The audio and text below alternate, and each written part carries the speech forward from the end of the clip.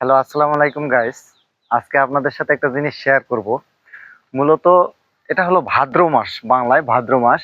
তাই আমাদের তালের পিঠে আবার তাল খাওয়ার আনাগোনা, তাই না? তা আজকে একটা আমি জিনিস দেখলাম দোকানে যাওয়ার পথেই, যে দেখেন এখনো কি আম আছে গাইস, আপনারাই বলেন।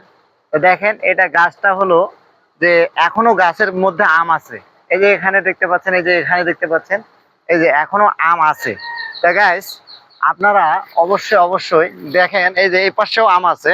যাক আলহামদুলিল্লাহ, আল্লাহর সৃষ্টি কতই না সুন্দর।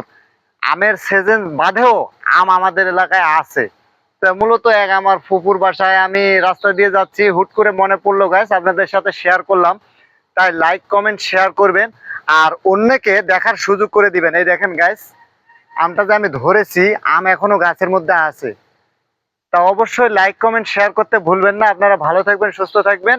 আল্লাহ হাফেজ। নেক্সট টাইম অন্য কোনো ভিডিওতে আপনাদের সাথে দেখা হবে। ভালো থাকবেন।